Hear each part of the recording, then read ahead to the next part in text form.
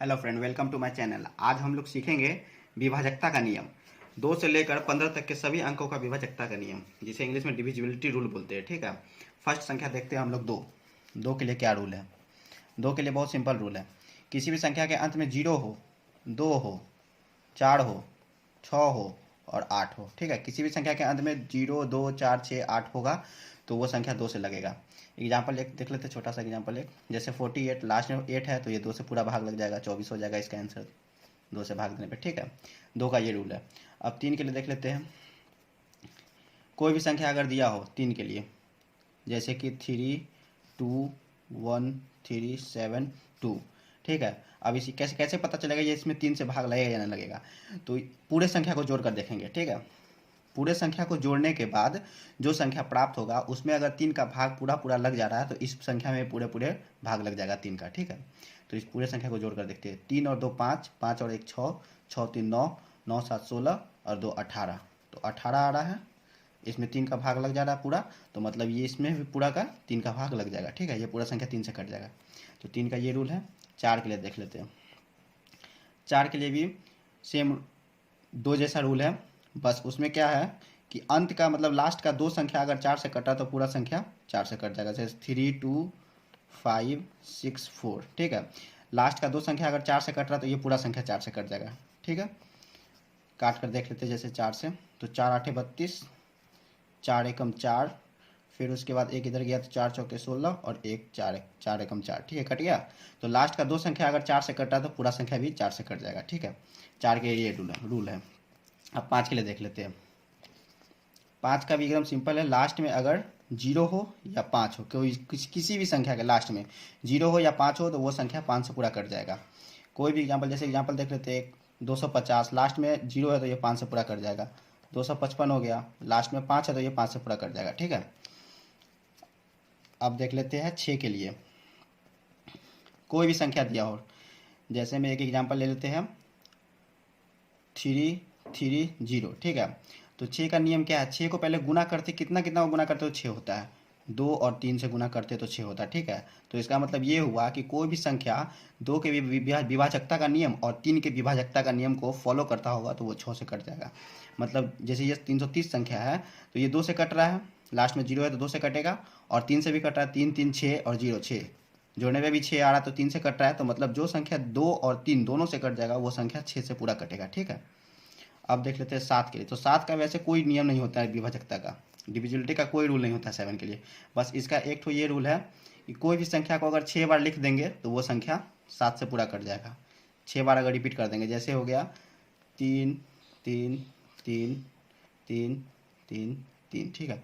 1 2 3 4 5 6, 6 बार 3 लिख दिए तो ये 7 से कट जाएगा पूरा। और इसके अलावा उसका कोई रूल नहीं होता है। ठीक है। अब 8 के लिए देख लेते हैं। 8 के लिए है।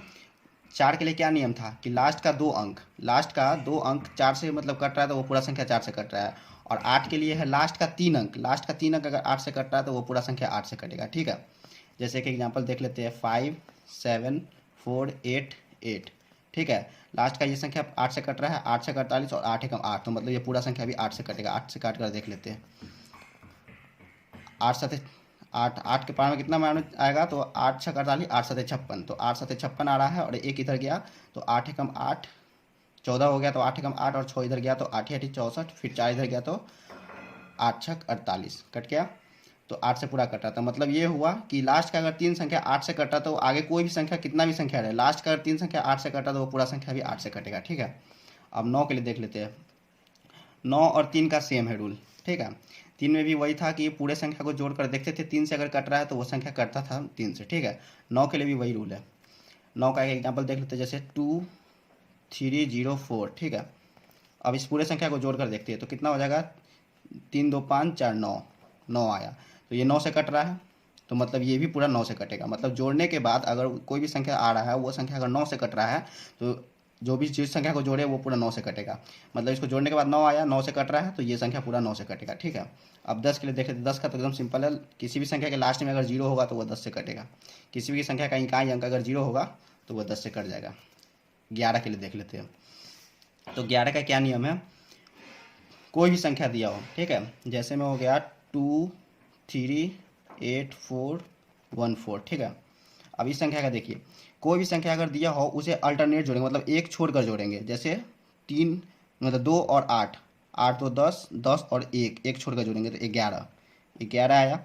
अब फिर इस बीच वाला को जोड़ेंगे, 3 और 4 7, 7 और 4 11, 11 फिर आया। और दोनों को जोड़ने के बाद उसमें माइनस करेंगे, मतलब माइनस कर देंगे एक दूसरे से, तो कितना हो जाएगा 0।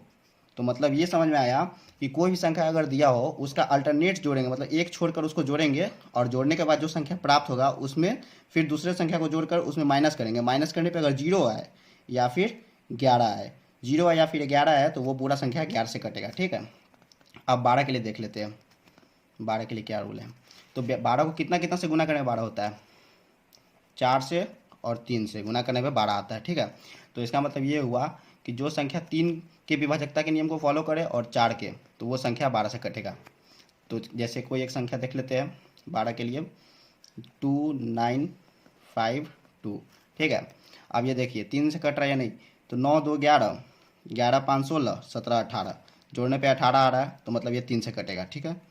और लास्ट का संख्या देख लेते हैं, 4 से कट रहा है, 4 एकम 4 और एक इधर गया 12, 4 3 12, मतलब 4 से भी कटा, तो ये संख्या 12 से भी कटेगा, ठीक है। अब देख लेते हैं 15 से। तो 15 का नियम क्या है, 15 के लिए क्या नियम है, अब देख लेते हैं 15 के लिए।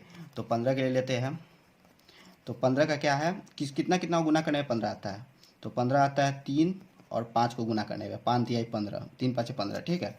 तो इसका मतलब ये हुआ कि जो संख्या 3 से कटे और 5 से कटे वो संख्या 15 से भी कटेगा। इसका एक एग्जाम्पल ले लेते हैं, जैसे 1275, 1275। तो ये 5 से कटेगा क्योंकि इकाई अंक 5 है, तो 5 से तो कटेगा ही। अब इसे जोड़ कर देख लेते हैं 3 से कटेगा या नहीं कटेगा।